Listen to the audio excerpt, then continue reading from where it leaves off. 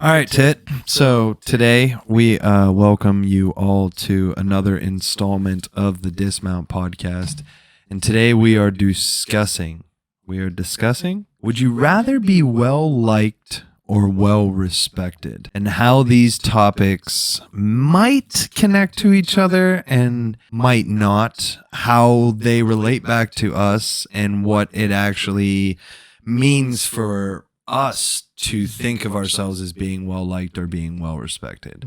And then what would someone else's opinion be of how you are perceived as that? I'm talking about the overall collective of being well liked versus well respected. And I was on it honestly. I was trying to think of can you think of a character? And it doesn't have to be just a character from I'm thinking of just a person in pop culture in our society right now who is well liked and well respected. And I was trying to dance around all these different people, and I found that I couldn't really put a category on how you categorize someone being over 50% well liked and well respected.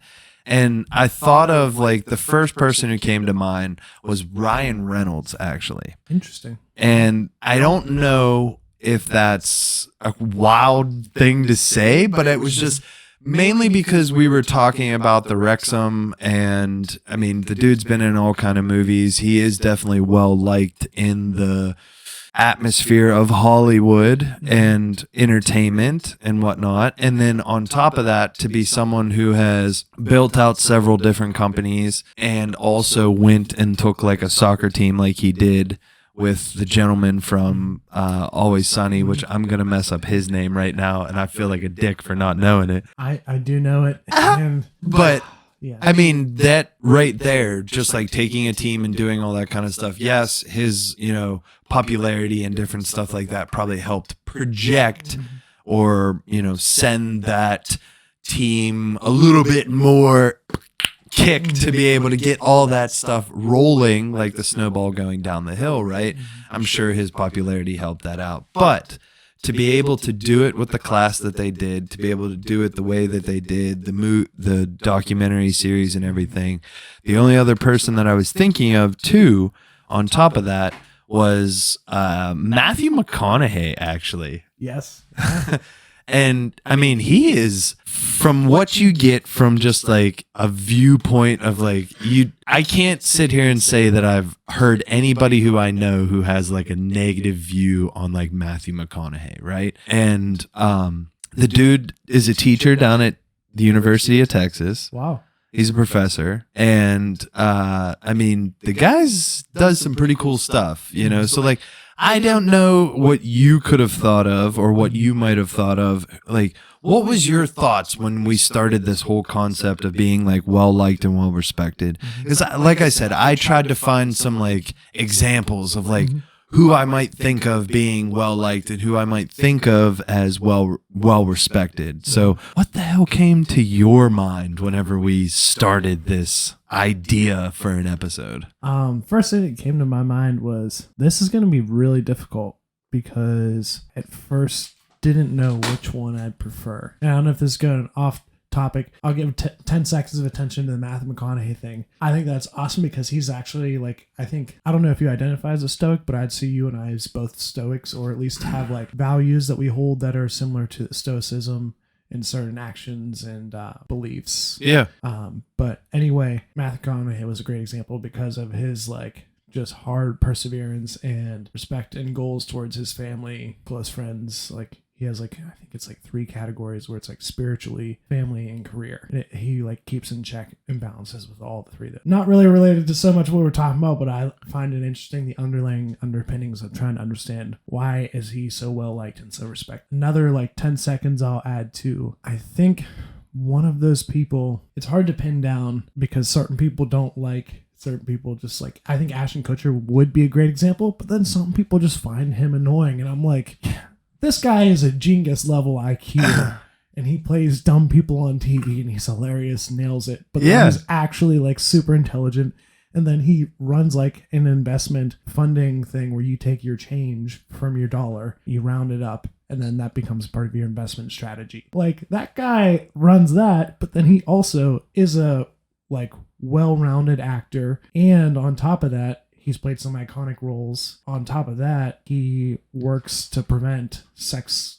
trafficking and like modern day slavery. And it's like, wow, that guy should be one of the most respected and well-liked people on the planet as far as like doing good. But some people still don't like him. When you said that 50%, I had not thought about that at all. I'm like, oh, it's a good way to measure that. Like, Yeah. over 50%, that's a good result to say you're more than not. And I'm like, okay, well, damn, that's a hard scale, because some people are like, oh, 2.5 Men, he should have never been on it. Now I don't like him.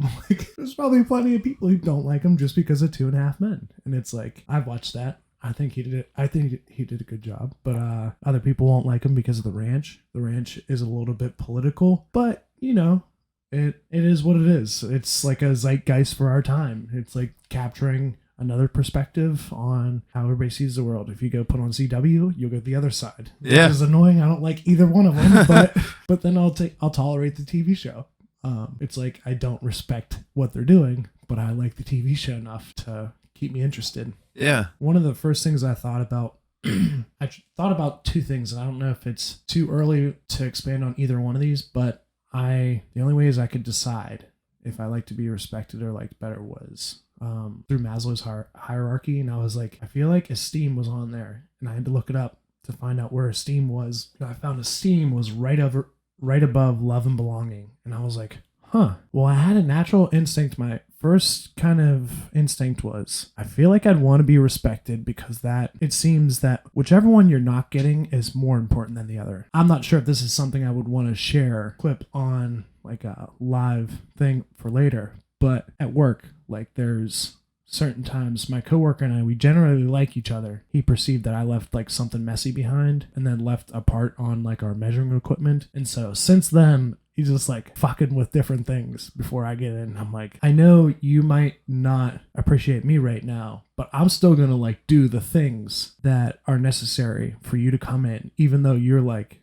he was talking shit about me to someone else. And I'm like, oh man, like, I'm definitely keeping more on top of my game. But I think you kind of have a respect debit. And I think respect debit and likeness debit fall under like Covey's emotional bank account. So I think you give it as much as you receive it. I'm going to try to see if I can find where I have Maslow's hierarchy. So where does love connect into? Does love connect to being well respected, or does love connect to being well liked? What did esteem connect to? Esteem. So esteem, it's defined as confidence, achievement, respect of others, respect by others. And then love and belonging was friendship, family, and sexual intimacy, which you need to meet that first, kind of. You need to make sure that as you climb up the ladder, it's like your shelter, food, all that stuff is going to be at the bottom. And then Your basic necessities. Yeah, and then you have some like relationships, and then your love and sense of belonging, which I'm putting that in I'm putting like in that category. Some might argue somewhere else, but I say love and belonging, that would be like liking. But in order to get to that level of esteem and respect, you need to achieve that other one first. That needs to be met, because you generally aren't capable of getting to the next level unless you're getting those met. So you probably would need a circle of people that you feel that like love and belonging and stuff. The important part that like the missing link for me that made this difficult was like, you need to give and receive it. Having an imbalance of others, which I feel myself sometimes, I have an imbalance, like I'll overextend and I'll be like really nice and kind to people. Like I can think of people in past jobs, clients or employees or customers who I would give more respect than they're giving me. And it's like, oh, that feels like a jab. And I think that's where it comes into whichever one you're not getting is more important than the other. Yeah. Maslow would disagree. At this age, I think we've experienced enough likeness, love, that we're like, okay, I've had it met at one point or another. If I feel a discrepancy with one individual, I could shake it off because it doesn't mean anything. But there are other times where certain people are in roles that affect you. If that happens daily, I think whichever one you're not getting met is more important than the other. If you are going to not get something met, how do you go about filling that void? I think the respect is the more difficult one. Okay. And it depends on the person, their values, attitudes, and behaviors towards you. Because in those instances, say it is someone you work with and say that you're constantly coming by them. Let's say that they're not like, they don't have a lot of respect for you. They may have active ways of showing it or passive aggressive ways of showing it or avoidance. Or it might be the awkward like smile that somebody comes by. They are like, oh, hey, but like, the respect kind of goes in tandem with the likeness, and the likeness, they're like, well, now after you've lost respect for somebody, their likability might go in tandem with that. But I think, yeah, it is a difficult topic to talk about, but I think respect is the one that hurts more because I don't know, it's like, it feels like you're demoted, which I feel like that's a good way to understand it from Maslow's hierarchy. You legitimately feel like you've been demoted.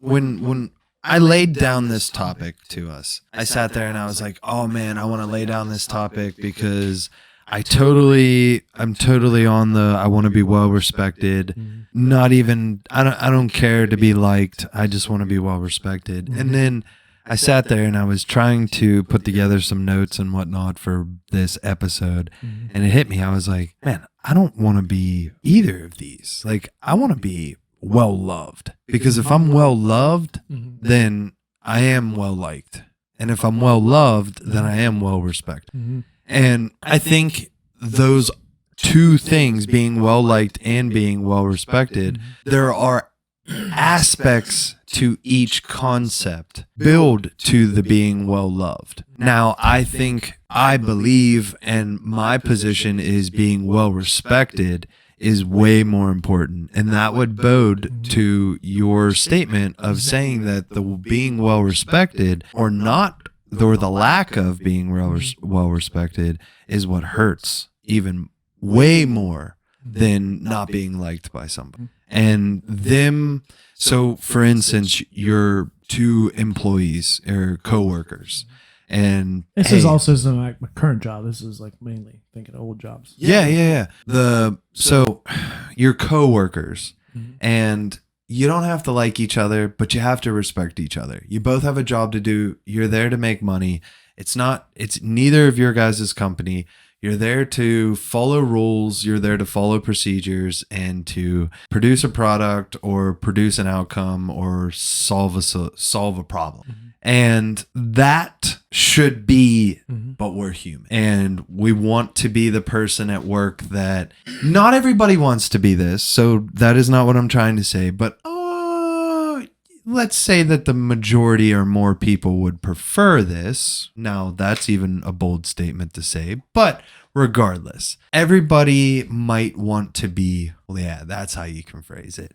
Everybody might want to be well liked at work. Be the person who people don't talk about behind your back in a negative way. People don't say anything like, oh, that person, oh yeah, did you see how Steve did that? Like, no, like you want to be the person who people feel like they can approach, people feel like they can talk to, people feel like they can confide in, because then you, being one of those kind of people, are going to be the hub of communication in that actual company. I promise you that. Doesn't matter what size of the company it is.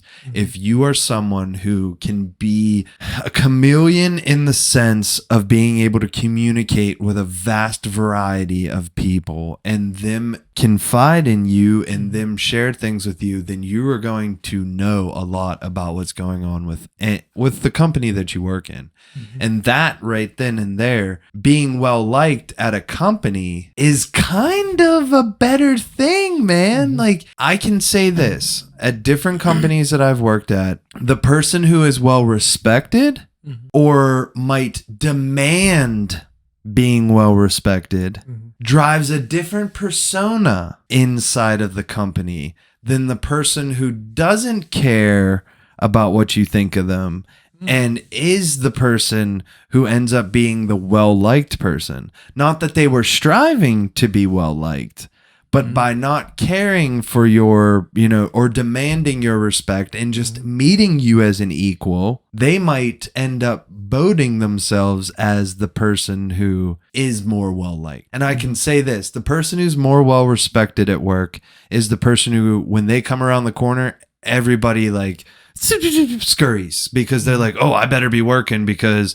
Joe's here now, you know, or, oh crap, we got to get back to work. Let's go. You know, like that person walking through the office, that person walking through the warehouse, that person walking through the production floor.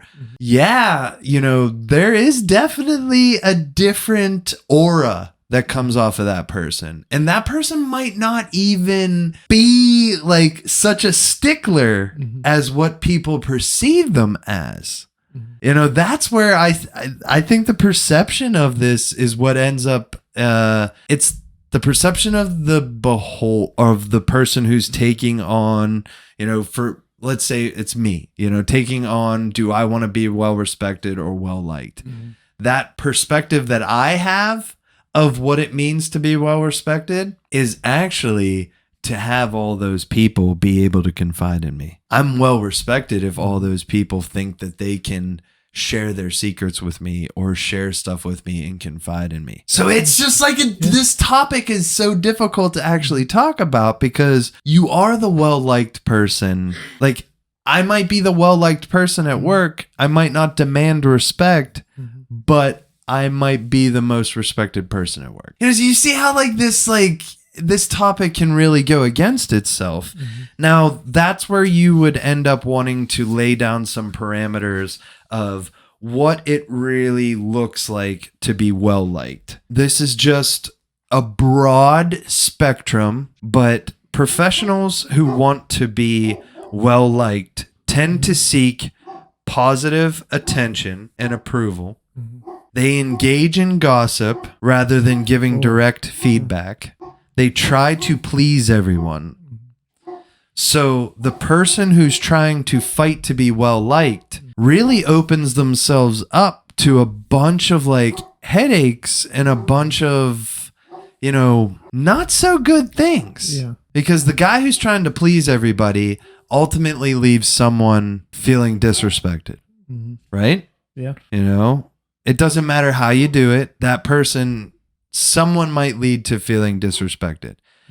Unless that person might be someone who's trying to recognize what the importance of being respected over being well liked, who is going to be someone who is going to shoot the honesty even in the crowd when it is not something that is kosher to be said. You know, being blunt when everybody wants daffodils and dandelions is not easy to do, but someone needs to do it if the ship wants to keep sailing correctly, right? So the person who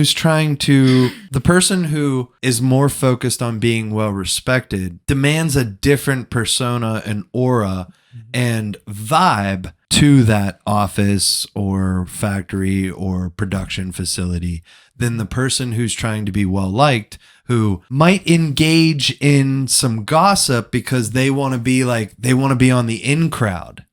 You know, I want to be, I got to be a part of like the squad. So I got to talk about Sally because Steve's over here chatting about Sally. So I'm going to jump in their conversation at the water cooler and start talking about Sally. It is interesting. It sounds like it's wrapped up between like the words of like diligent or popular. It seems like those are kind of the two routes.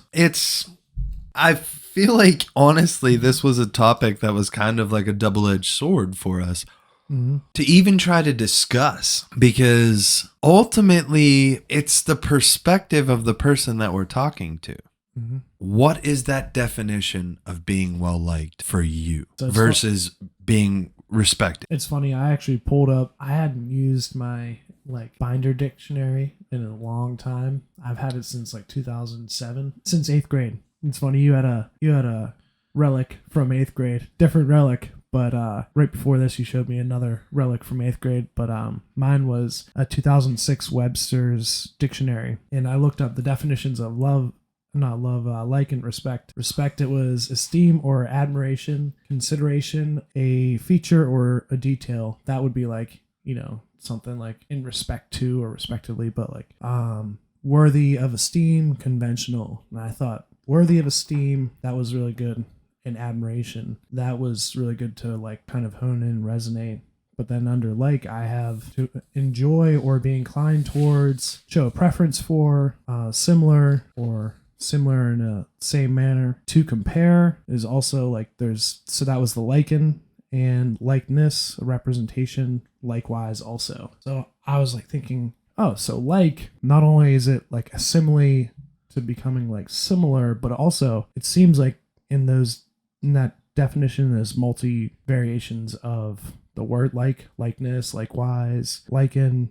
It's comparing yourself to other people, and it's like, are they similar? And I have a preference for that, what is similar. But then respect, it's like, I admire, hold that person to being worthy of esteem. And I'm like, well, in that case, if I'm looking up the direct definitions, my immediate gut instinct is like, I definitely would rather be admired, have worthiness and esteem, than someone or something that is similar to me that I prefer. Yeah. It's like, I definitely would rather have respect then, because it's appreciating me at the core of me. So it's almost like maybe a good way to think about that Maslow's hierarchy is like, now that you've climbed to the top of a building or near the top and you look out, you do not want to go back down. You're like, I'll give up some of the likeness and stuff because I have my people compartmentalized, and I can still have that. I still have that compartmentalized with plenty of people. I don't need to be loved by everyone. Do need that certain level of respect. I think you made a good point about the like and respect is like, what rises to the top is love out of those. Like, but I also, when I saw these, I was like, my immediate gut was, I definitely would rather be admired and seen as worthy of esteem. And I'm like, especially if somebody, I think, not especially, it's very interesting just to imagine different levels above you as far as respect. Someone who has a lot of your respect. Like, imagine somebody who is in the field that you are in and they're levels above you, super successful. Everybody likes them and respects them. Imagine if you don't get respect from that person, how much you will feel so downgraded. But even, I don't know if it's worse or better if someone who you don't respect as much doesn't respect you. Say that there's somebody you have 80% of respect for instead of that 100 I was just talking about. Say you have 80% and that person disrespects you. You're like, wow, I feel like a peon. Like that, this feels awful and feel very expendable. Do you think the person who you don't respect them, but they respect you, does any negativeness to you?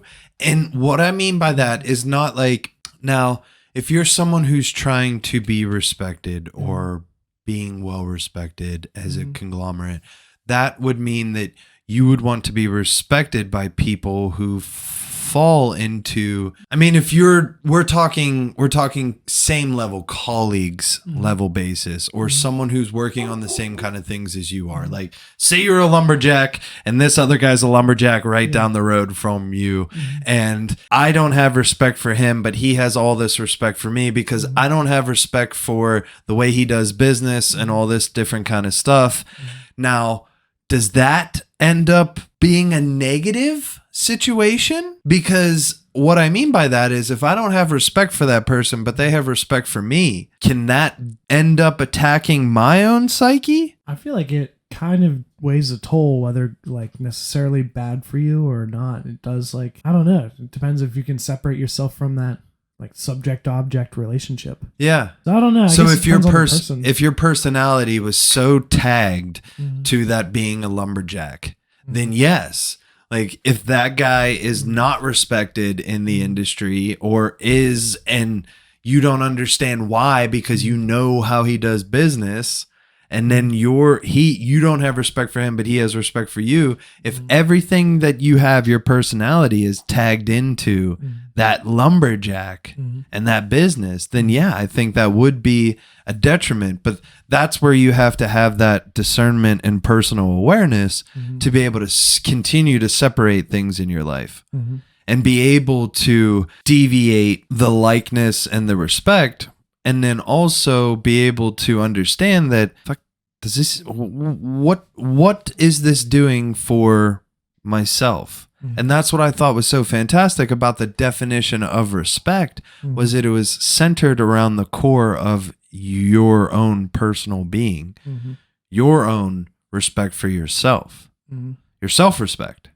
That shows up in the dictionary and Maslow. It's pretty fantastic to me to think of, then this isn't even like this question. It might even become rhetorical, to be honest with you, if you're someone who has the mindset like we might have, or has the mindset of wanting to be similar to people, to be able to have relationships with people, but individual in your own uniqueness of those similar traits or activities or hobbies. That's a very interesting take. While you were saying that, I was like trying not to think about what I was thinking about next, and I was like, oh, from what you're talking about, this is really, it resonates with me. I was gonna say it's really good. I don't know if it's really good. It resonates with me. As you were saying that, I was thinking, I always believe in this statement since I heard it. Service is the rent we pay for occupying space on Earth, on the planet. So I thought about that with respect. As you were saying that, I am under the fundamental belief that everybody starts with respect, like a blank slate. At least from me, I give respect. If somebody's a person, they have my respect to start. And then it kind of, since it's a blank slate, they could make some marks on it. And I could be like, all right, like it's still valuable piece of slate. Yeah. But like you keep marking it up without like bringing some sandpaper in and polishing it off, and then my respect's going to be a little bit. The same goes for the way I see the planet. Service is the rent we pay for occupying space on Earth. I think with respect, it kind of goes the same way. Like service and exchange and nice things. Or just like if you don't have any interaction with that person, if they don't bother you, then respect. like, all right, now I'm at the age where I have so many people that I know that it's like, if I know you haven't done me wrong, haven't done anything wrong to anybody I know, we don't talk, you have my respect. It's already earned. Nothing happened against it. But I think that was a fantastic point to point out, because right then and there, that service to service or taking up space, service is for taking up. Fuck me, tit. What did you say?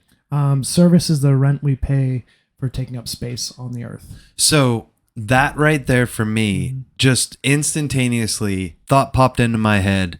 Driving down a road and some dude throws his pop can out the car. Oh, I immediately have some disrespect on my mind. Oh my goodness. So right then and there, thought about that. I thought about how these two terms, well liked, would be the lowest tier for me. This would be being the popular kid almost, and then being well respected would be the next level for me in terms of, I don't even know how you would classify that into categories, but I like that the well liked is the concept of I like how much I am just like all these other people.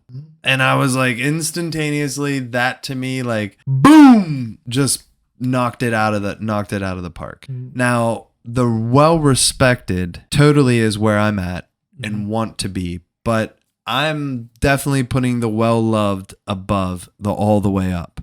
So my category of meeting any new person and driving down the road and seeing the guy who throws his pop can out, the law of attraction definitely is a real thing. Whenever we start saying, I have to put out the respect to be able to get the respect back. So if you're a coworker, I have to make sure I do everything that is my part of the project or my part of the job to be able to make sure that you can do every part of the job in your aspect. Now that respect I have to give to be able to receive the law of attraction.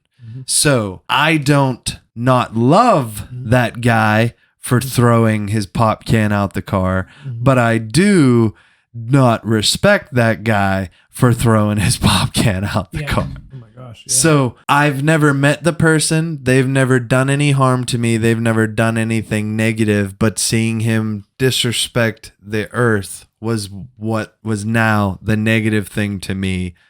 And it's just you are boom. Well respected is gone, man.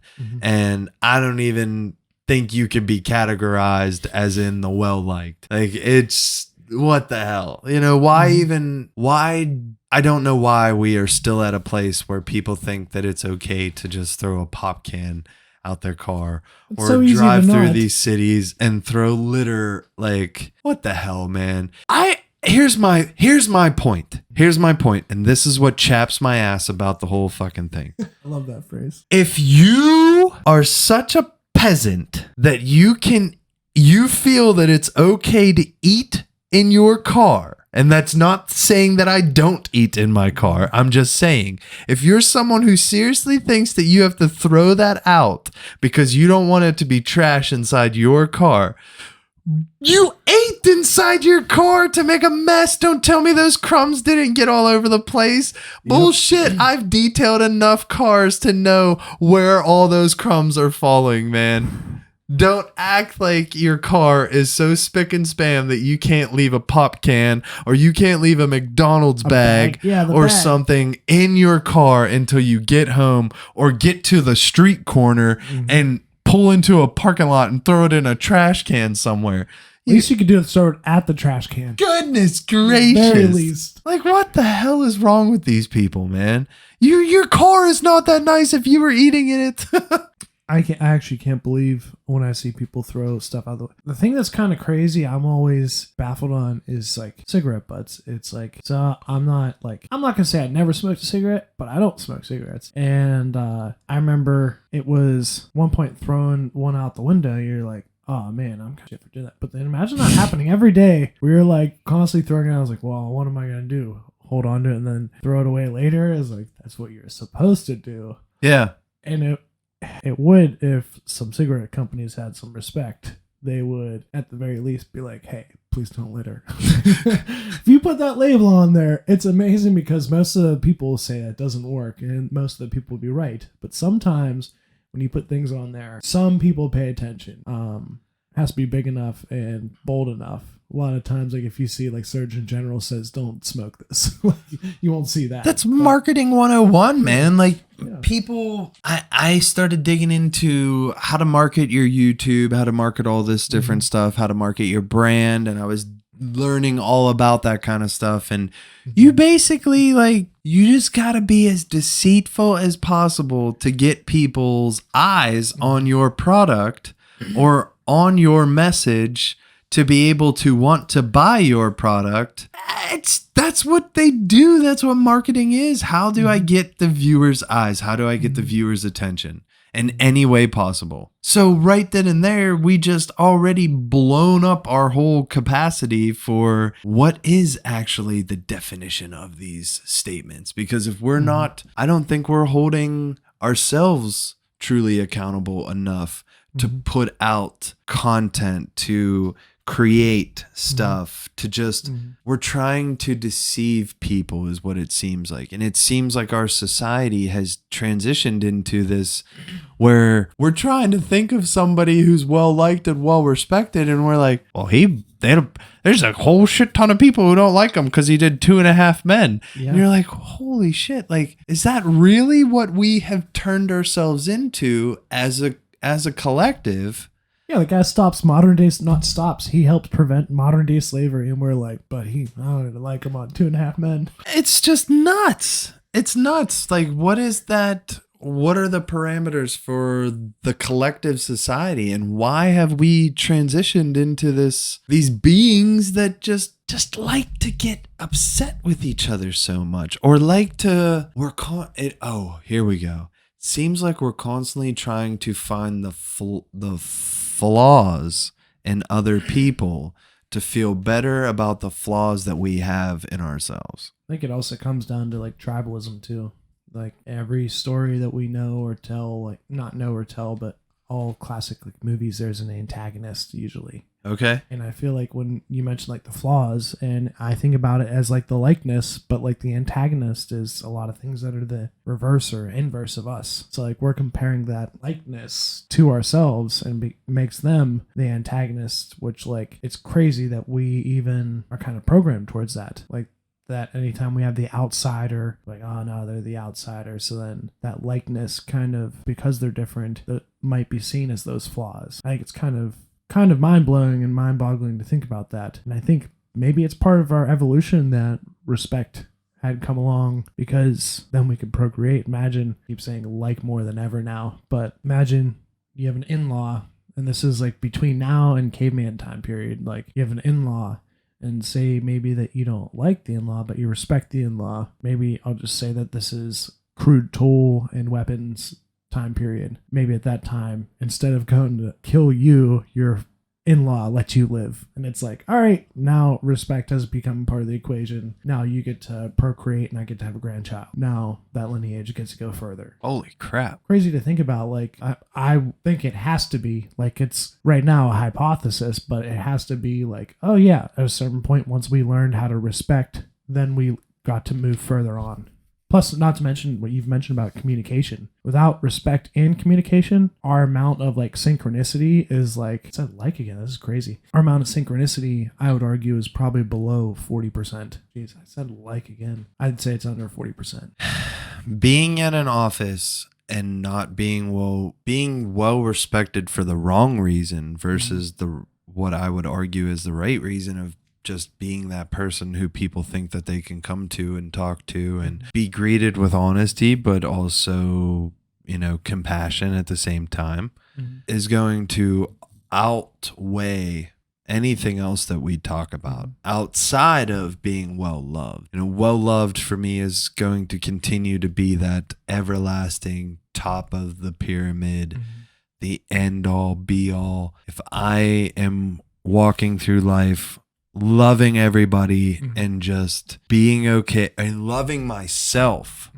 Because if I have the love for myself and I have the respect for myself and I like myself enough, there ain't jack that I need from anybody else. That's where our society, though, or being a part of a society, though, changes the whole ball game. Because sure, I can go off into the woods and I can build a little hut and I can spend my entire rest of my existence by myself if I have enough respect for myself, if I have enough love for myself. What kind of existence might that be? Pretty lonely one. That experience, that might be an experience, and you might have some amazing things that happen to you, and you might transcend yourself because of putting yourself into solidarity and not allowing yourself to have all those interactions with all these different people. And we've seen this from some different movies or different characters from movies of them being alone or by themselves for prolonged periods of time and how they drastically changed as a person or have a different mindset or had to learn different skills to be able to survive versus being in these societies or around other people and around communities where when you're in solidarity and you're all by yourself and you're just out in the woods, now I'm everything. Whereas it being inside the society or being even just in a community, it doesn't have to be modern day society like we have now in a big city. We could be talking as primitive as Pilgrims, even farther back is Aborigine style, whatever, huts and foraging everything and everything's organic and you're killing there's a squad that goes out and kills all the meat for the day and that kind of stuff.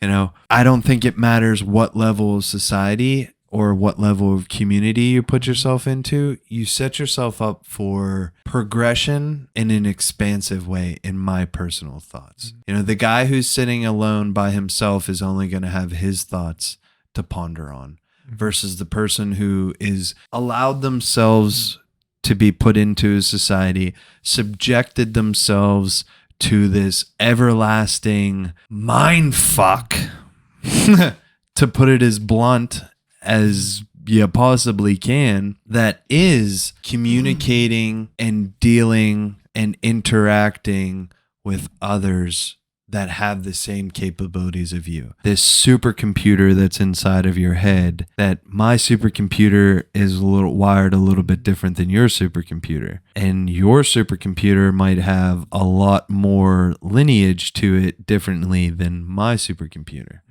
So interacting with someone, like interacting with another supercomputer and trying to navigate those pathways of communication and interaction is what leads us to putting parameters onto these things that don't even need to be there. And I know it's crazy to think like, oh, well, this is our words. This is English. Like, this is what we speak to each other. This is how we communicate. But do we really need to put parameters onto these things? I don't know if we have to, because once you start categorizing these different levels, that's when you start building the separation. So just putting yourself into a community and just free forming it to a place where you're going to have to deal with people who aren't going to put in as much as you put in. You're going to have to deal with the guy who's the town idiot.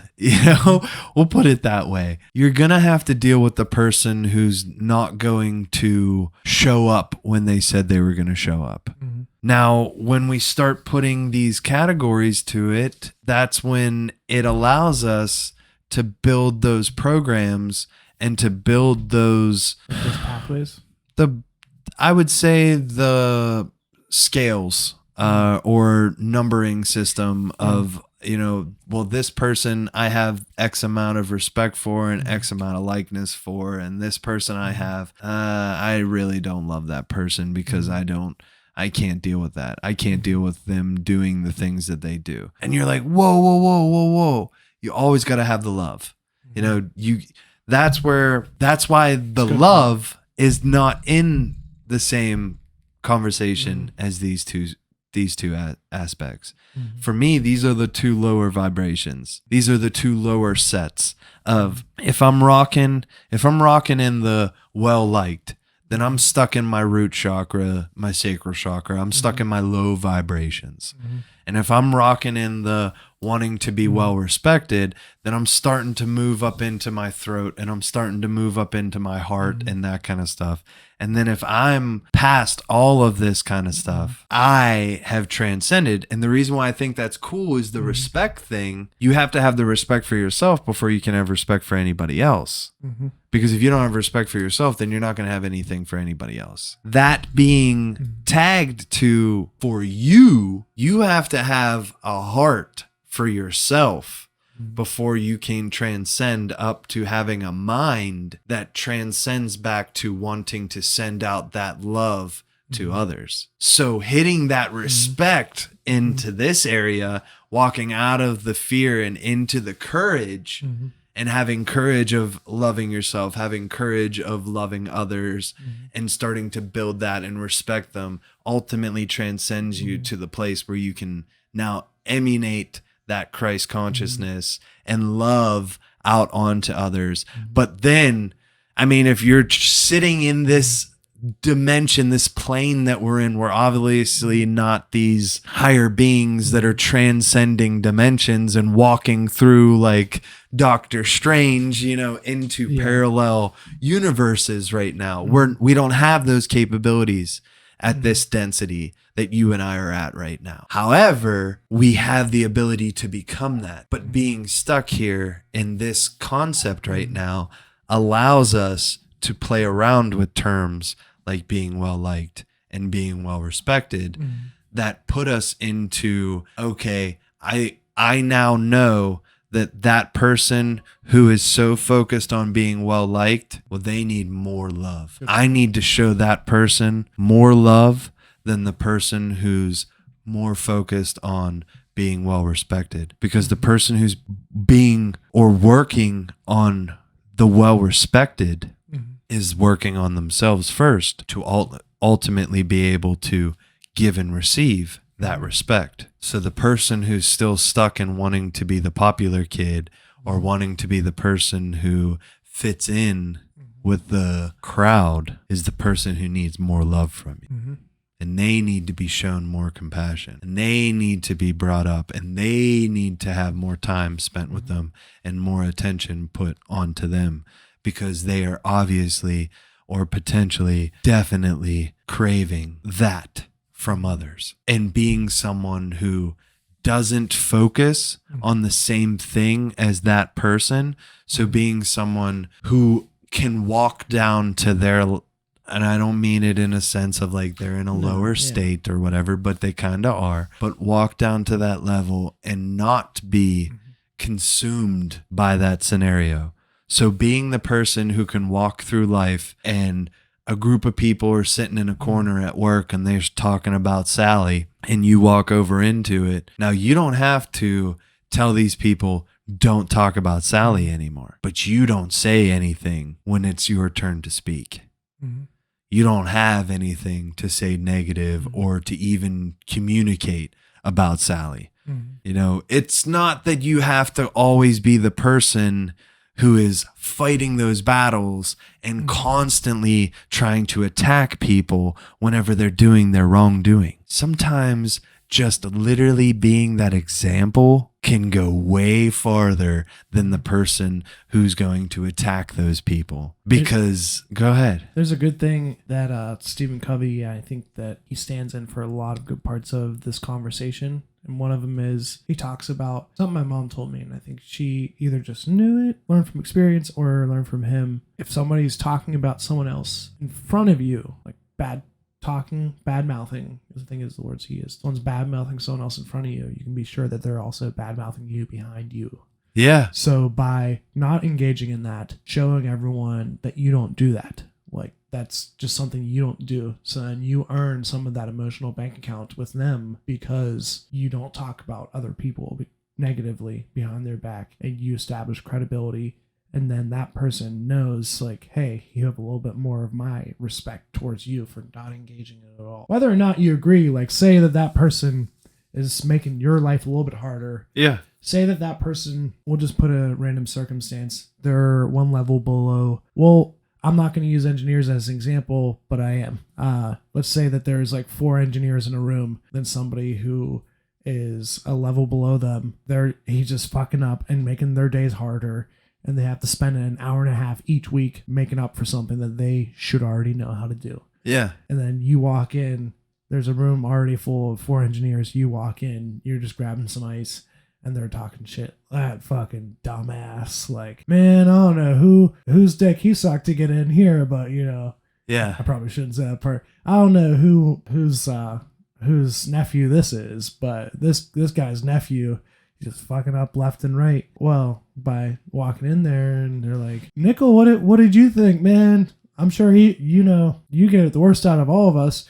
You spend probably 3 hours each week making up for his mistakes just because you're on the same shift, and like you're grabbing ice and you're like, well, I mean, the guy's still learning, and to be honest, I mean, what else am I going to do? I don't really, my day I get all my work done pretty quickly, and I don't mind if he's still learning. The guy's only been here for like 3 months. How long you think you can get good at a job in 3 months? I was like, I don't know. For me, it started to take me like a full year to get really my head wrapped around this position. And then, even still, I learn new stuff every day. So it makes my life a little bit harder, but I'd be sitting there twiddling my thumbs for the rest of the day. So why not? And yeah. I'll just walk out, and then they'll be like, wow, I feel kind of like a piece of crap for talking shit because this guy comes in so mature, and I'm just going to pretend those other 4 engineers are in 35 and up, and then just walk out there. They could go one of 2 ways. They go, that fucking asshole, or they could be like, I'm a fucking asshole. Yeah. Yeah. It'll all decide on the perception of the people. But I think even after, that first time, those people, you might walk out of the room and they go, fuck is he smoking? This guy's an absolute clown, A lot of people are trying to deflect too off of that. And then, but I think if you did it consecutively, more and more, and just if you did that type of style of approaching situations like that, you're going to see probably some systematical changes or absolutely exponential changes that end up happening around you and to the people that are ultimately affected by your daily, your daily life. The people who you work with, the guy who's the jag in the back corner who's always screwing up, like you said. That guy, he might not even want to be well liked. He might just want to not be in existence, so he might not even want to be a part of the conglomerate of those four guys. You know, that's what he's working at that same place. You know, he's obviously training to get into that crew. He might not even want to be well liked by those guys.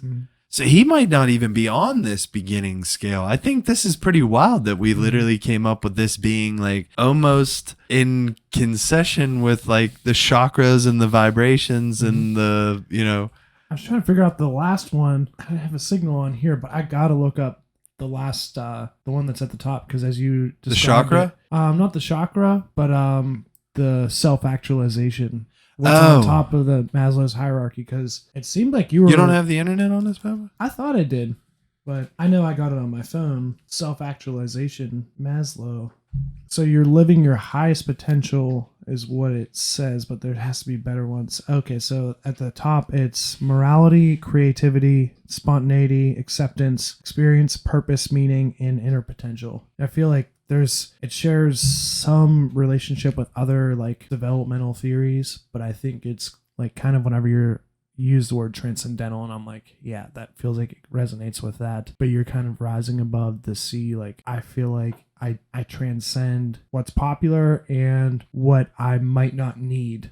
But I think you kind of you hit the nail on the head when you said like by showing love, then you can kind of look above and see down below who really needs to be liked and help them get up to a level of respect. And I think it's so awesome that self-esteem is that level of respect. Yeah. Now, we've talked about it really needs to start from inside, because then you're not giving an authentic level of respect. Something that I was talking about in some facets, I compartmentalize with certain people. I might really feel that need for respect, and others I don't. But like, it's very interesting. I think once you're up above in that level of self-actualization, looking down, you can see who needs the love and who needs the respect, and then who else is also with you. And certainly you'll be able to see the lower levels too, and that might devastate you. That's when we come along the lines of maybe that is what really gives us a huge, like, higher purpose, is being those stewards of the environment. Most religions, they say that we're supposed to be, not most religions that I'm familiar with, which is only a few. Yeah. They say we're supposed to be stewards for our environment. And like that quote, I wish I knew who said it, but service is the rent we pay for occupying space on this earth. And I think that really captures what it would be like to be at the top of the pyramid. Dude, to end off this episode. Mm-hmm. So I posted a video this past week, okay? Mm-hmm. And it was mainly, I asked the question, I asked, would you sacrifice yourself for the collective to have all the lights clicked back on? And what I meant by that is not in some crucifixion style, you know, Christ takeout. I'm saying just your soul leaves your avatar and goes off into another dimension, and everyone here gets the lights clicked back on. Mm-hmm. And I said, I would totally do it. Now, that's not me asking you for you to answer that question unless you want to. Mm-hmm. But there was a lady who commented on my video, and she said, you're a bodhisattva. A bodhisattva. What does that mean? Okay. So the bodhisattva, is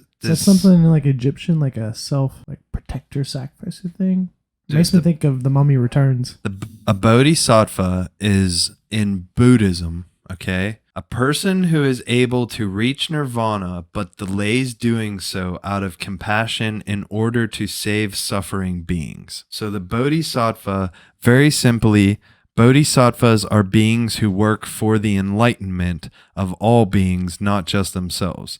They vow not to enter nirvana until all beings enter nirvana together. So I read this article about like Buddhas versus bodhisattvas. Mm-hmm.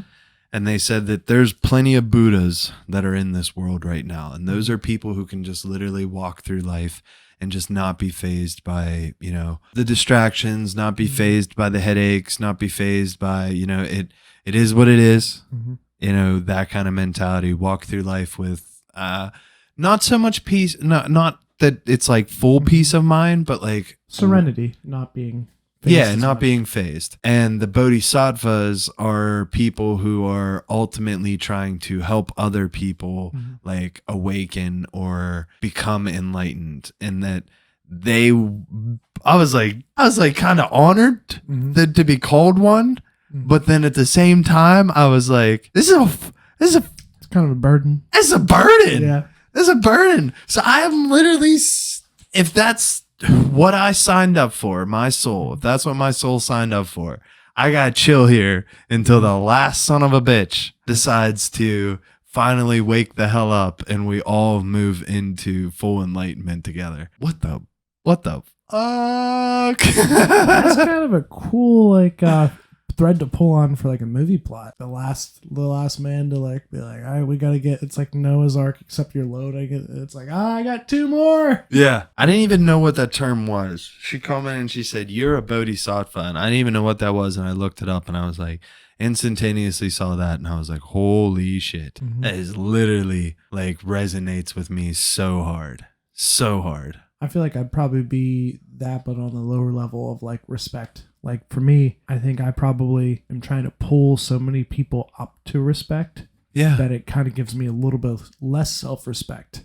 by doing so. And it's like me almost like there's a ladder. If you could picture, remember Donkey Kong looks like with the ladders? Yeah. It's like that with me with Maslow's hierarchy of like, I'm trying to pull up one more person by over respecting them and under respecting me. So it's like I'm trying to, it's interesting you mentioned the collective earlier. It's like I'm almost trying to like help the collective by helping overextend and over respect. I'm coming to learn as I'm more individuate. For anyone watching, listening, Bowen's theory of, I don't know what his theory is. Bowen Family Counseling, look him up. He's awesome. But me trying to individuate and set boundaries is the answer. But I also am not mature enough to set those boundaries very well. And I think something else we talked about with stoicism is you have to be prepared in life, like pretty much in advance for things to come at you and hit you. And mostly it's people. When he was like talking about Robert Greene, he talked about you have to be prepared for people to be like cruel and like unjust. And if you prepare for that in advance, like prepare for, it's almost like boxing, know what kind of strikes and blows are coming so you can absorb them or like defend or parry or dodge, strike back, but prepare for those things in advance and then you'll be equipped better. And for me, I think mine's probably boundaries, so that I probably over respect, which is a mind-blowing thought to me. Like, you can over respect someone. Is like, well, yeah, if they keep taking out more of your like emotional bank account, don't keep respecting them. Yeah. Give them like an 8 out of 10 or a 7 out of 10. Don't go like try to be too likable in that sense, because you're like, imagine, I've done this before where someone's kind of been a dick to you at work, not saying my current job, but at work. The next day you walk by, you're like, oh, hey, how's it going, Tom? And it was like, no, don't do that shit. You're like, I don't know, maybe say something like, hey, morning. Like, don't be mean, but don't like overextend yourself. Like you're almost at that point at kissing their ass, but maybe you are, depending on if that's how you treat everybody, which me, I treat everybody kind of that. But now as I'm getting older, I'm like, don't overextend. Dial those boundaries back, because I'm learning you only have so much energy for so many people. So then you're like, all right, my circle's getting smaller, and I'm starting to realize like the amount of attention you give, I think it needs to like be narrowed to what your goals are. Yes, that's where I feel like I'm at. I'm pulling people up that respect level, but my respect is not fully developed because I overextend my respect. Yeah, no, I know exactly what you're saying. I definitely feel like I do a lot of that too, where you try to give more than you give to yourself. Mm-hmm. And by not having anything left in the tank, you now have just absolutely depleted, and now you're wiped out, and you're like, why don't I go do these things that I want to go do? Oh, because I'm having all this respect for all these other people, and I'm not beating myself up. And I don't mean beating yourself up, but I'm not holding myself accountable to do the things that I wanted to do for myself because I've people pleased, arguably. And it's funny, this theme comes up for us a lot, but you know, like we had in the last podcast, I'm pretty sure we mentioned it in the previous one, was, you know, you should work harder on yourself than you do at your job. And whether that's like the role that you're fulfilling in your career or your job, like as a, I don't want to say parent, because that's obviously most important, but like, yeah, you got to take care of yourself, but like work harder than, I'd say career is a good one. Work harder on yourself than you do at your job. You should still work hard at your job. Like 100%, 110%, but then don't forget about yourself. At a certain point, if you are, then you're going to be, another Covey thing is you're going to be driving without stopping for gas. Eventually you're going to be running out. And there's another one he said, Abraham Lincoln, which I was going to mention him, like and respected. But then the like is the controversial one. It was like, should have been well liked by everybody. But the zeitgeist got him. In the sense of self, work on yourself and everything. The secondary thing, Covey says that Abraham Lincoln said, like, if he had 4 hours to cut down a tree, he spent the first hour sharpening the saw. Okay. So I think that's how we like kind of need to treat life and our self-development, our self-respect. One, develop that sense of self-respect, then to be able to give that respect, and then to be able to receive the respect. And then we can move to, I think, love. Like, I think that higher level, like you're saying, they don't categorize it as that. But I think love as like the steward who can help everyone kind of, I don't know what that word you said was for Buddhism, but I think that is a very useful, and it's kind of like the hero's journey too. It was like you're trying to become the best version of yourself and bring other people with you. Yeah. Yeah. It's a wild bodhisattva. Bodhisattva is the term. And I finally know how to say it well. I find it more interesting than the other version, than the Buddhists. Or Buddhists. Yeah. So I think that overall, we really honed this in. We honed it into, if you're not even on the board of wanting to be well liked, then you are in probably a pretty dark spot. And we want to show those people even more love than we show the person who's trying to fit in with the crowd.